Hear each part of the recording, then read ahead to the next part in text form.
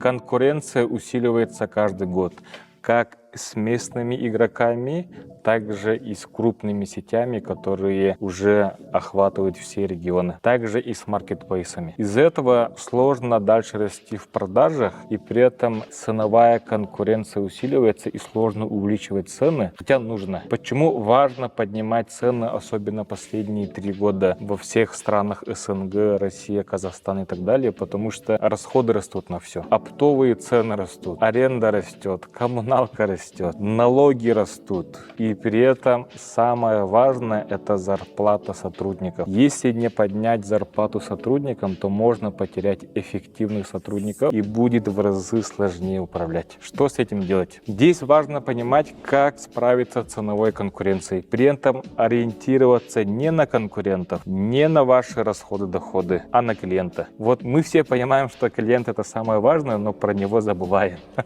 И давайте посмотрим на цены с точки зрения клиента. Есть понятие цена и ценность. Клиент оплачивает ту цену, которую он оценивает, насколько этот товар либо услуга для него ценны. Ценность, по-другому польза. И здесь, например, вот цены как-то можно оцифровать, например, наценка 10%, 30, 50, 100. А вот как оцифровать ценность вашей организации?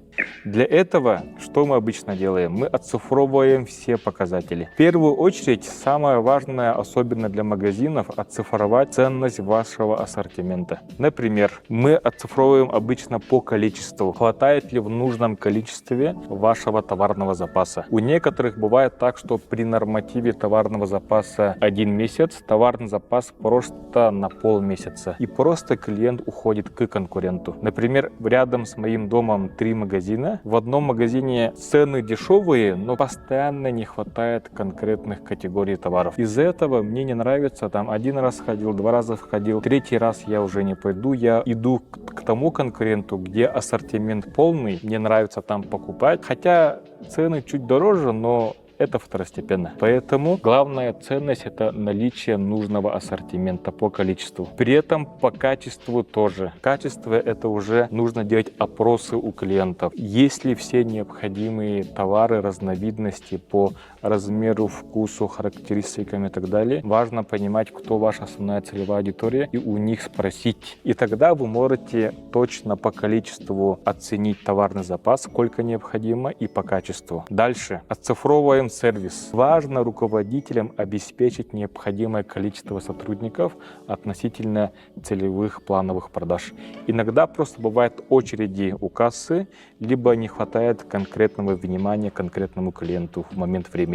Просто не хватает штата. При этом второй момент – оценить по качеству. Качество – это насколько вежливо встречают, насколько улыбчивые, насколько хорошо общаются. Но это уже второстепенно, особенно в последние 2 года, потому что хотя бы нужно, чтобы человек стоял на кассе либо в торговом зале. Количественный показатель. Но если у вас сложная специфика продаж, нужно и качественный показатель. Их постоянно обучать, тренировать. Следующий фактор – это мерчендайзинг. Здесь нужно количественно оценить, реально ли все категории товаров занимают необходимое количество места. Реально бывает так, что категория товара приносит 30% прибыли, маржи, а занимает 10% пространства. Тогда там нужно увеличить место в 3 раза больше. И взамен, там, где категория товара занимает 10% маржи, но занимает 30% места, сократить в 3 раза. И здесь можно очень быстро количественно оцифровать и на основе этого уже сделать конкретный план, где увеличиться, где снизиться. При этом качественный показатель – это больше красота, визуал, торговый стеллаж, освещение и все остальное. Следующий фактор – это реклама. Реклама – это чтобы ваши клиенты, текущие либо потенциальные, знали вашу ценность. Ценность вашего ассортимента, сервиса и мерчендайзинга. Просто это транслировать либо через внутреннюю рекламу в торговом зале,